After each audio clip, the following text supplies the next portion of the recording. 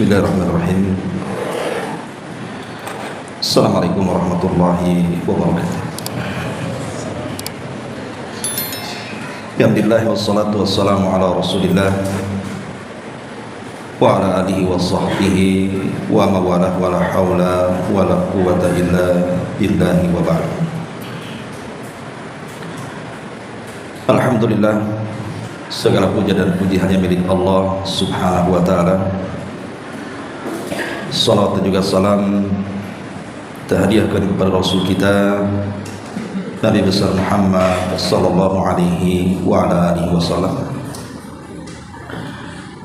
Terlanjutkan kembali kajian kitab Tauhid dan kita masuk pada bab ma jaa fi as-sihr. Bab keterangan dari Al-Quran dan Sunnah tentang bahaya sihir. Di sini pengarang membawakan beberapa dalil dari Al-Quranul Karim dan hadis-hadis Nabi SAW serta perkataan para ulama tentang bahaya sihir. Dan sihir adalah praktek paling bahaya dalam dunia perdukunan. Karena praktek dunia perdukunan itu macam-macam. Ada yang hanya meramal saja, baik meramal sesuatu yang akan terjadi atau yang telah terjadi. Dan mereka adalah orang-orang yang berdusta atas nama Allah, karena mereka mengklaim mengetahui yang gaib, yang sebenarnya mereka tidak tahu apa-apa. Tetapi dari rangkaian dunia perdukunan itu yang paling bahaya adalah sahir, tukang sihir. Karena bukan hanya sekedar menyakiti manusia, bahkan bisa sampai membunuh. Makanya kemudian pengarang di sini membuat bab tentang bahaya dunia sihir ini. Di antaranya adalah firman Allah Subhanahu wa taala, "Wa laqad 'alimu laman ishtarahu ma lahu fil akhirati min khalaq." Sesungguhnya orang-orang Yahudi itu telah meyakini barang siapa yang menukar kitab Allah, maksudnya Taurat, dengan sihir, maka tidak akan mendapatkan bagian keuntungan sedikit pun di akhirat. Ayat ini sebenarnya penggalan daripada ayat yang panjang yang bicara soal kisah terjadinya sihir pertama di dunia. Jadi lengkap ayat ini adalah wattaba'u ma tatlu syayatinu ala mulki Sulaiman wa ma kafara Sulaiman walakinna asyayatina kafaru yu'allimuna an-nasa as-sihra wa ma unzila 'alal malakaini bi Babila Harut wa Marut wa ma yu'allimani min ahadin hatta yaqula innama nahnu fitnatun fala takfur fa yata'allamuna minhuma ma yufarriquna bihi bainal mar'i wa zawji wa ma hum bidarrina bihi min ahadin illa biidznillah wa yata'allamuna ma yadurruhum wa la yanfa'uhum wa laqad 'alimu laman ishtarahu ma lahu fil akhirati min khalaq wa la bi'sa ma syarau bihi anfusahum law kanu ya'lamun. Dan mereka maksudnya orang-orang Yahudi mengikuti apa yang dibacakan oleh setan-setan pada masa kerajaan Nabiullah Sulaiman. Dan mereka mengatakan bahwa Nabiullah Sulaiman telah mengajarkan sihir. Padahal Sulaiman tidak kafir, artinya tidak mengajarkan sihir. Hanya setan-setan itulah yang kafir, yang mengajarkan sihir. Mereka mengajarkan sihir kepada manusia, dan apa-apa yang diturunkan kepada dua malaikat dari negeri Babil, yaitu Harut dan Marut. Sedang keduanya tidak mengajarkan sesuatu kepada seorang pun, kecuali sebelumnya mereka mengatakan, sesungguhnya kami hanya cobaan bagi kalian, sebab itu kalian jangan kufur. Maka mereka pun mempelajari, maksudnya orang-orang Yahudi, dari kedua malaikat itu apa yang dengan sihir itu mereka dapat mencerai-beraikan antara seorang suami dan istrinya. Dan mereka ahli sihir itu tidak memberi madarat dengan sihirnya kepada seorang pun kecuali dengan izin Allah Subhanahu wa taala. Dan mereka mempelajari sesuatu yang tidak memberi madarat kepada mereka dan juga tidak memberi manfaat. Sesungguhnya mereka telah meyakini bahwa barang siapa yang menukar kitab Allah dengan sihir, tidaklah baginya keuntungan di akhirat. Dan amal jahatnya, yaitu dengan perbuatan mereka menjual dirinya dengan sihir, kalau mereka mengetahui, tentu mereka akan tahu bahayanya. Ma'asyiral muslimin wal muslimat rahimani wa rahimakumullah. Kita mulai pembahasan ini dari kisah awal munculnya sihir. Dahulu ada yang mengatakan setelah Idris diangkat ke langit. Ke langit berapa? Ke langit keempat. Dan Nabi SAW pernah berjumpa dengan Idris. Dan Allah mengatakan wa rafa'nahu makanan 'aliyya, dan kami angkat Idris ke atas langit. Di negeri Babil itulah permulaan terjadinya sihir. Tetapi ada yang mengatakan bahwa terjadinya bukan di zaman Nabi Idris diangkat, tapi di zaman Nabi Ibrahim alaihi salatu wassalam. Wallahu alam, ini hanya ijtihad saja. Tapi yang jelas bahwa kisah Harut dan Marut ini dibicarakan bukan hanya orang Islam, tapi juga dibicarakan oleh orang-orang Nasrani dan juga orang-orang Yahudi, tentu dengan berlainan versi. Tapi kisah ini termaktub di semua kitab. Alhasil adalah di beberapa ahli tafsir, memang banyak ahli tafsir itu yang menceritakan tentang kisah-kisah Harut dan Marut. Tetapi masalahnya ada beberapa kisah yang dinukilkan dari mereka. Kisah-kisah Harut dan Marut itu mengandung kedustaan, walaupun itu terdapat dalam musnad, tapi sanad-sanadnya banyak yang bermasalah. Di antaranya adalah kisah yang masyhur tetapi makdzub, artinya bukan berasal dari Nabi SAW. Bisa saja mungkin terambil dari kisah Israiliyat. Jadi ketika Nabi Allah Adam alaihi salatu wassalam bermaksiat kepada Allah Subhanahu wa taala karena memakan buah larangan, akhirnya Adam pun diturunkan dari surga ke bumi. Maka membuat malaikat marah. Akhirnya kemudian datang kepada Allah Subhanahu wa taala dan mengatakan bahwa kami lebih baik dibandingkan Adam alaihi salatu wassalam. Maka Allah Subhanahu wa taala meminta kepada mereka untuk dipilih dua malaikat yang paling saleh di antara para malaikat yang ada di langit. Akhirnya kemudian setelah seleksi banyak para malaikat, terpilihlah Harut dan Marut, dua malaikat yang paling saleh, untuk diturunkan ke bumi.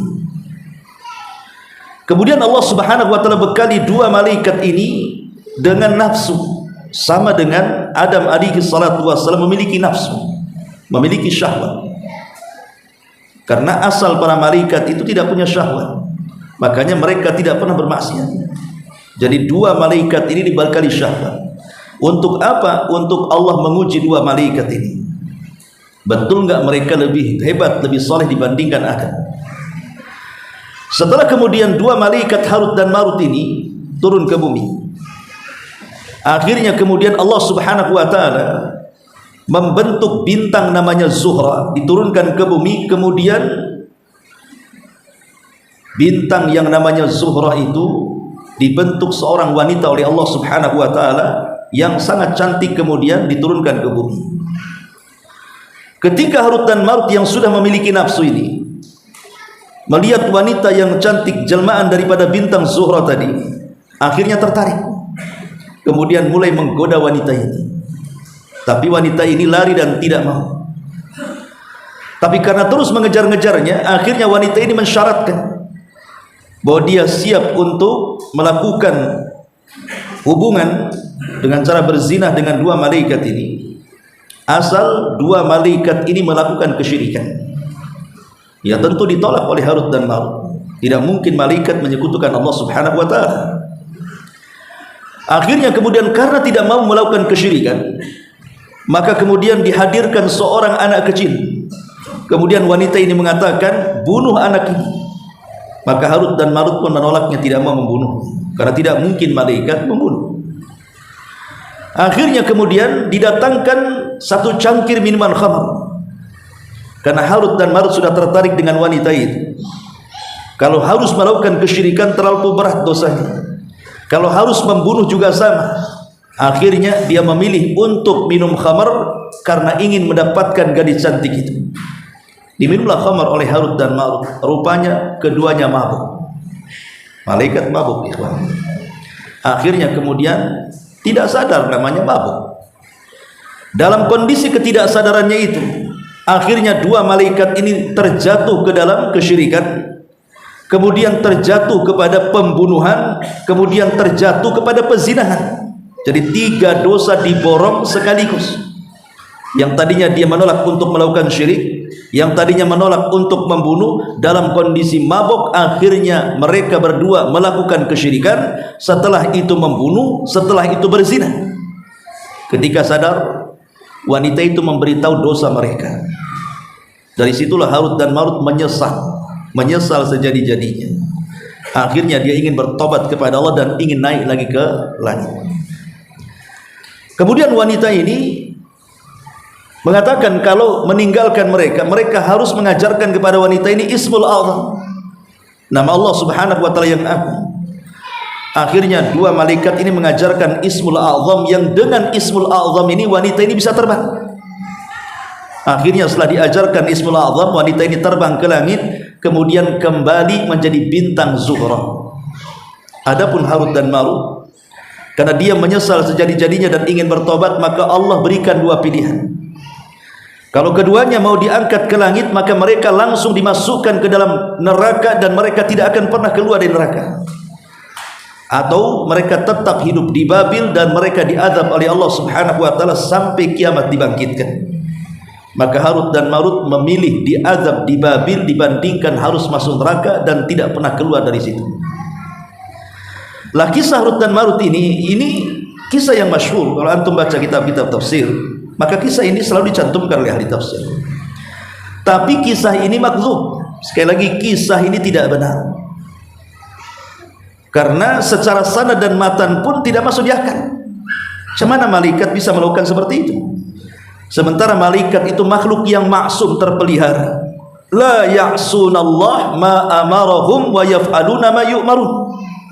Mereka tidak mungkin bermaksiat kepada Allah. Apapun yang Allah perintahkan mereka melakukannya. Tidak mungkin malaikat bermaksiat, melakukan kesyirikan, melakukan perzinahan, melakukan pembunuhan. Mustahil. Akan banyak bertentangan dengan ayat-ayat Al-Quranul Karim. Ma'asyiral muslimin yang dimuliakan Allah Subhanahu wa ta'ala, ayat ini sebenarnya ada asbab nuzulnya. Jadi surah Al-Baqarah ayat 102 ini ada asbab nuzulnya. Ada dua versi. Pertama,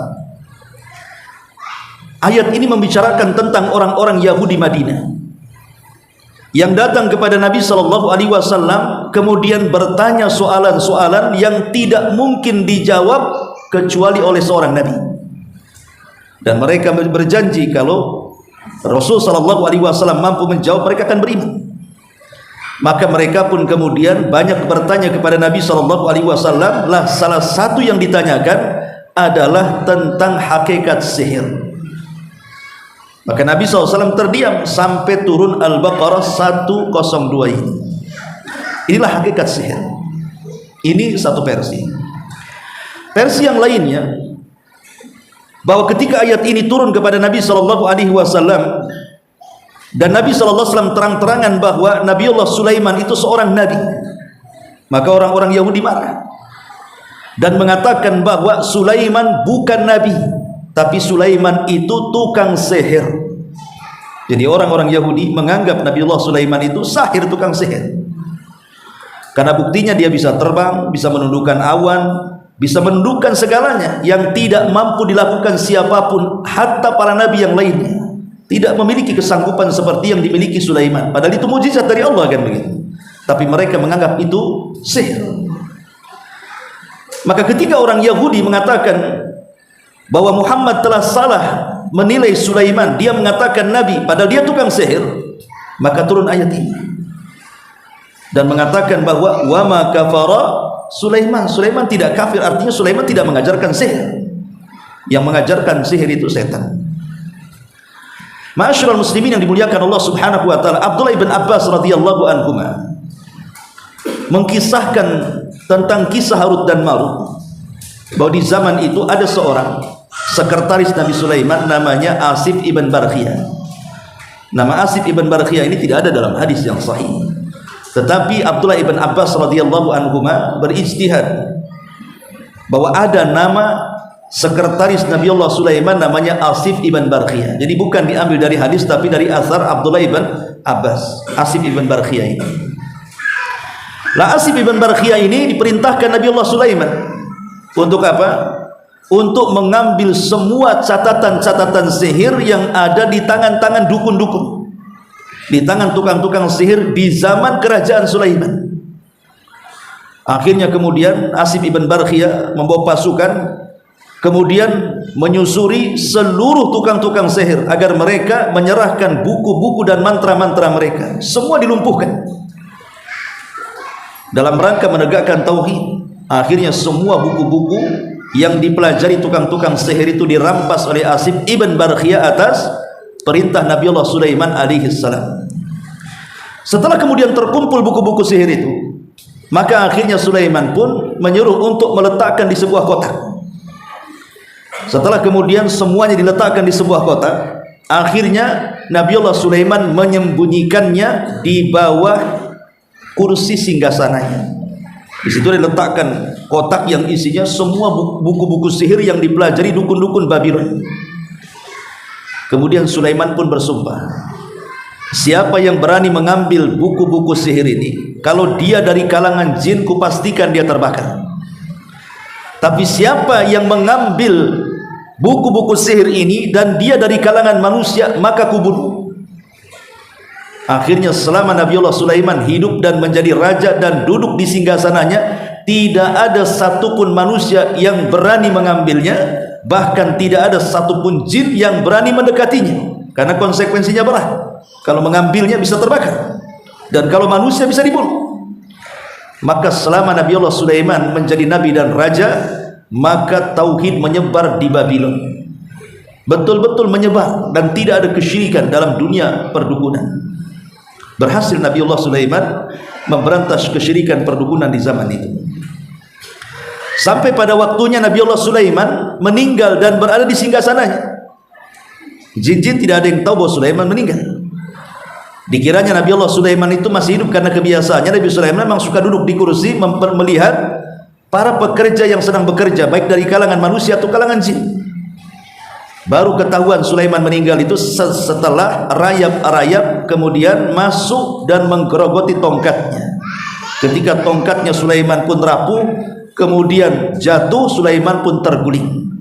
Dari situlah kemudian jin-jin mengetahui Sulaiman sudah meninggal, dan mereka pun menyesal dan mengatakan, kalau dari dulu tahu kami mengetahui Sulaiman sudah meninggal, tidak mungkin kami capek-capek diperbudak seperti ini. Dan ini menunjukkan jin itu tidak tahu yang gaib. Sementara para dukun itu rujukannya para jin. Dan para dukun itu mengetahui, seolah-olah mengetahui dan mengklaim mengetahui yang gaib. Lah gurunya jinnya saja tidak mengetahui yang gaib, macam mana dia kemudian sok mengetahui yang gaib? Makanya dukun itu pendusta. Tidak ada yang benar. Kalaupun ramalan-ramalan itu terjadi, hanya sebatas kebetulan. Karena dari satu kebenaran itu 99%-nya adalah kedustaan. Lah setelah kemudian Sulaiman meninggal, generasi pertama tentu masih baik. Generasi pertama masih baik, mereka mentauhidkan Allah Subhanahu wa taala. Tapi generasi berikutnya, entah generasi keberapa, mulailah kemudian manusia berubah. jauh daripada akidah Nabi Allah Sulaiman, jauh daripada tauhid yang diajarkan Nabi Allah Sulaiman, maka sedikit demi sedikit manusia menjauh kebenaran. Maka orang-orang Yahudi di zaman itu kemudian diberikan waswas oleh syaitan. Maka syaitan pun kemudian berusaha untuk menjadikan momen jauhnya mereka dari ajaran tauhid untuk mengambil buku yang ada di kota yang berada di bawah singgasana kerajaan Sulaiman itu. Tapi karena mereka tidak bisa mengambil, karena Nabi Allah Sulaiman sudah mengancam kalau dari kalangan jin maka terbakar. Akhirnya tidak ada satupun jin berani mendekat.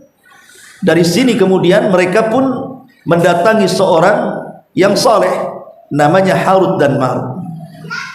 Akhirnya kemudian menggoda Harut dan Marut supaya mengambil buku-buku sihir itu.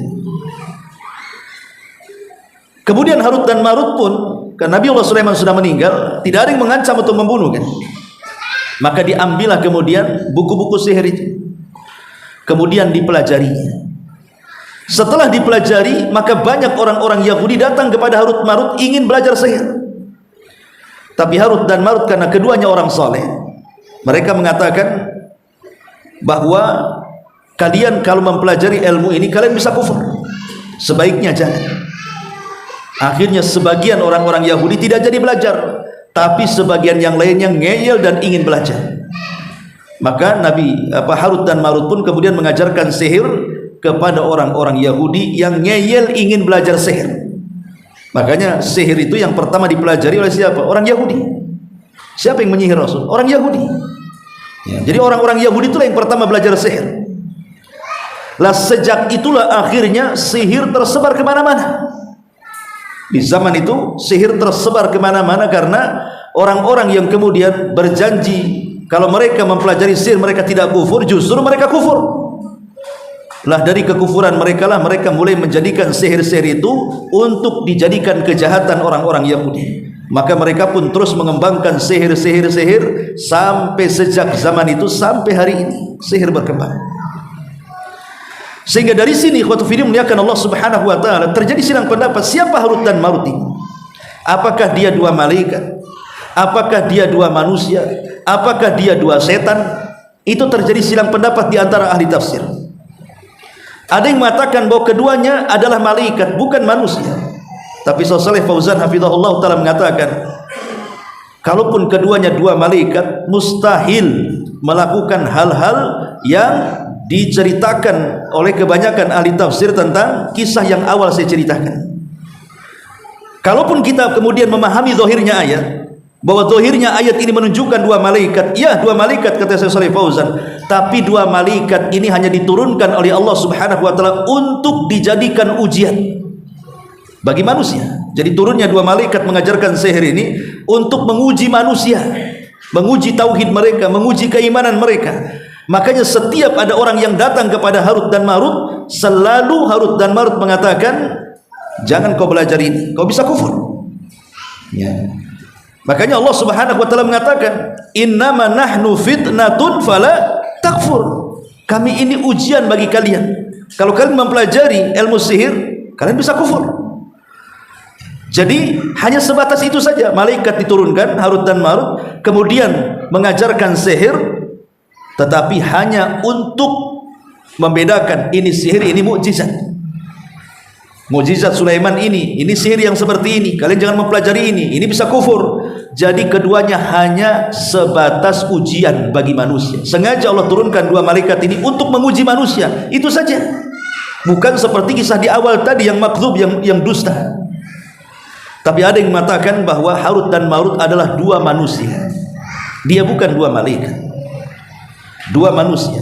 Dan sihir itu yang mengajarkannya syaitan, bukan Allah Subhanahu wa taala mengajarkan sihir untuk diajarkan kepada manusia. Tapi ada juga yang mengatakan Harut dan Marut adalah dua syaitan dari kalangan jin. Ma'asyiral muslimin yang dimuliakan Allah Subhanahu wa taala. Lah perkembangan sihir itu semakin merebak, terutama ketika di zaman Nabi Allah Musa alaihi salam. Maka sihir itu mulai merebak kemana-mana. Akhirnya sampai ke zaman Nabi SAW. Bahkan sebelum Nabi SAW diutus menjadi Nabi dan Rasul, kebiasaan setan, mereka naik ke langit. Untuk apa? Untuk mencuri dengar. Kira-kira apa yang diobrolkan para malaikat di langit pertama itu? Karena Allah Subhanahu wa ta'ala kalau memerintahkan sesuatu, maka akan mengeluarkan bunyi yang sangat berisik sekali, seperti besi yang dipukulkan di batu yang keras, dan itu terpekik sehingga menjadi pingsan semua malaikat yang ada di langit, termasuk Jibril. Maka yang pertama siuman adalah Jibril. Kemudian Allah memberikan tugas kepada Jibril untuk disampaikan kepada malaikat-malaikat yang ada di langit dunia yang bertugas di bumi. Maka saat Jibril menyampaikan tugas-tugas Allah kepada malaikat yang ada di langit ke dunia itu, bahwa di bumi akan terjadi ini, di bumi akan terjadi itu. Mungkin malaikat ini ditugaskan Allah untuk membuat tsunami, untuk membuat gempa, untuk membuat ini, atau menghidupkan tanaman ini, membuat kesuburan dan begitu seterusnya. Lah ketika malaikat ini mendapatkan perintah dari Jibril dan Jibril dari Allah Subhanahu wa ta'ala, jin-jin yang ada di awan. Jadi di langit itu di awan, jin itu punya pos untuk mencuri dengar. Dari awan itulah kemudian jin saling seperti orang memanjat pinang. Jadi saling bertingkat-tingkat sampai mendekati langit pertama. Lah jin yang paling atas, yang mendekati langit dunia, itulah nguping. Kira-kira Jibril ngomong apa nih sama malaikat yang ada di langit pertama untuk bertugas di bumi.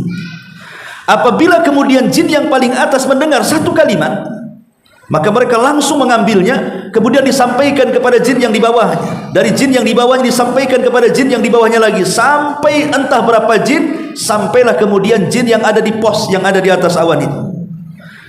Lah satu kalimat itu dari jin ke jin itu sudah dicampur adukan dengan 99 kalimat dusta. Jadi kalau dari 100 kalimat, satu yang benar, 99 dusta.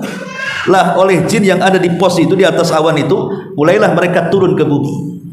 Kemudian berita itulah diperjualbelikan kepada siapa? Kepada tukang-tukang sihir, kepada para dukun, para bomo, paranormal dan yang semacamnya. Akhirnya terjadilah ramalan-ramalan dusta. Ya, kalaupun seandainya terjadi satu ramalan benar, itu kebetulan.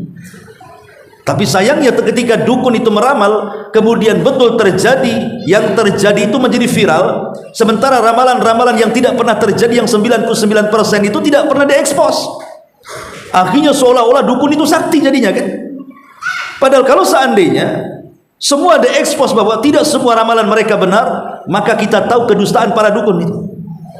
Tapi setelah diutusnya Nabi SAW, Allah memfungsikan bintang, sehingga Allah tidak mengizinkan sama sekali jin-jin yang naik ke langit itu mampu mendekati langit pertama.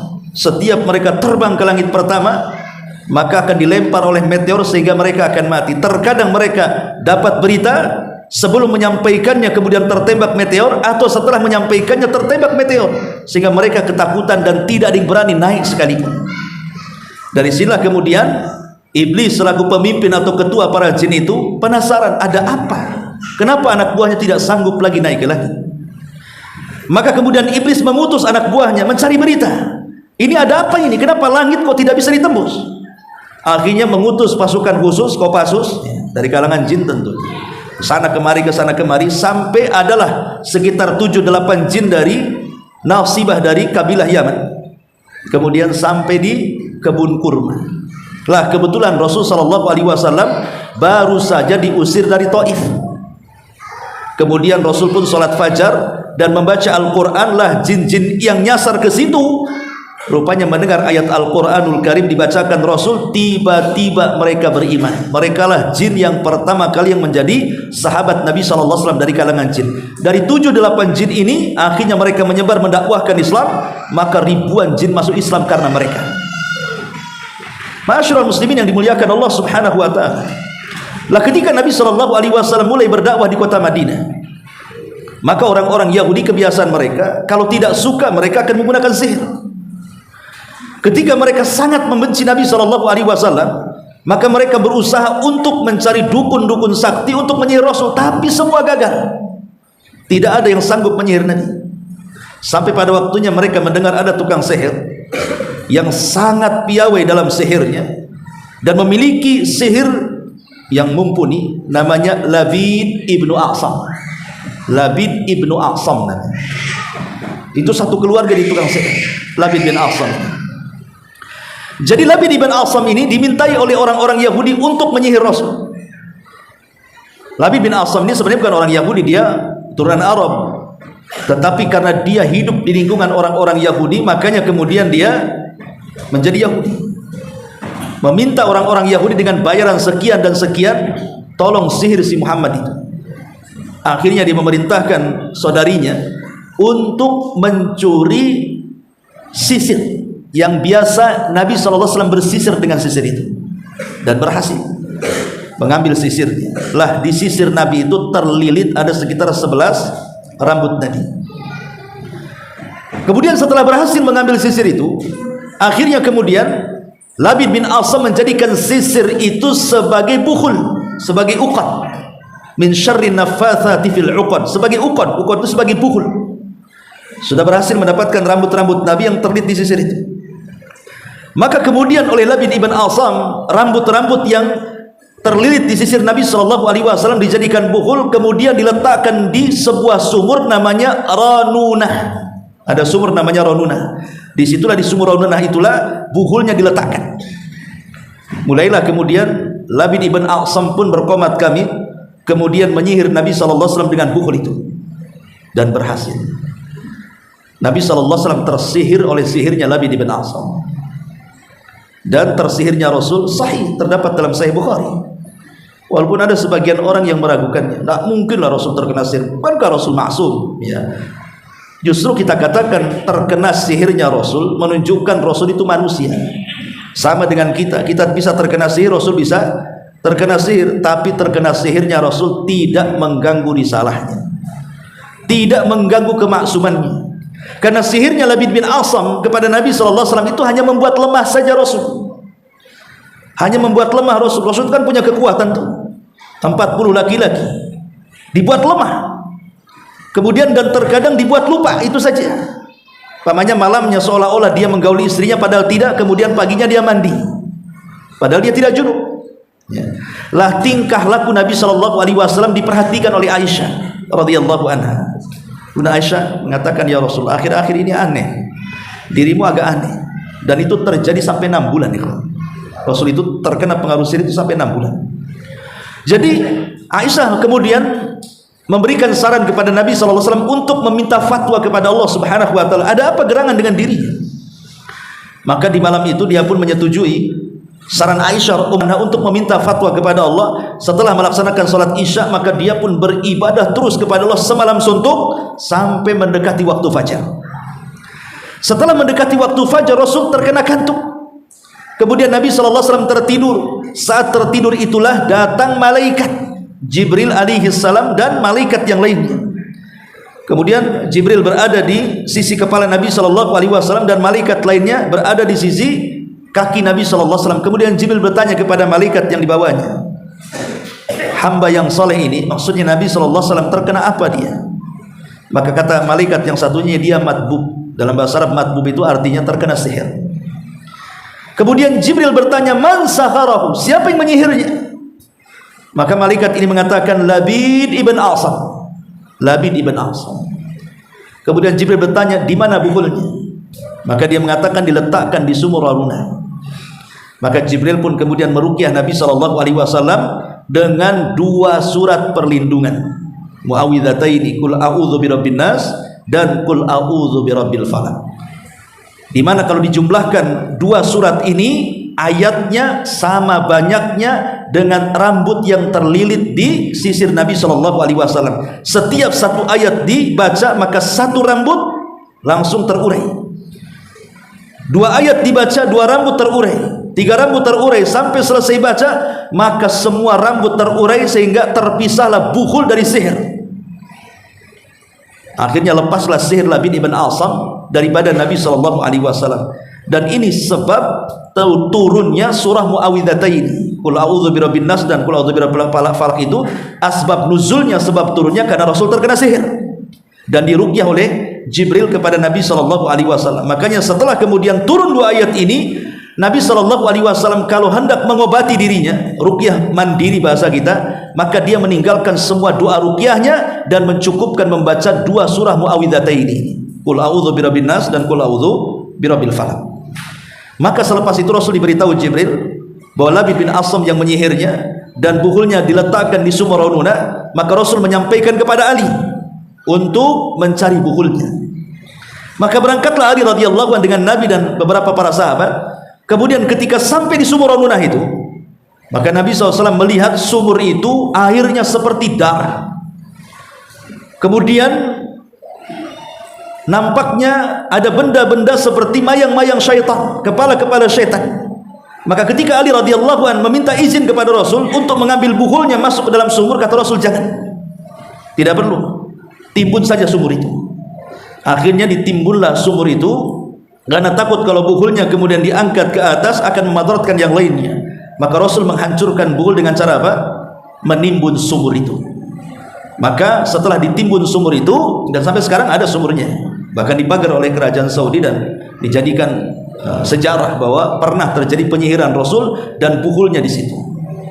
Artinya bahwa Nabi SAW juga terkena sihir, menunjukkan bahwa sihir itu bukan khayal, bukan fiktif seperti pendapat Mu'tazilah, tapi sihir itu ada hakikatnya. Buktinya Rasul tersihir.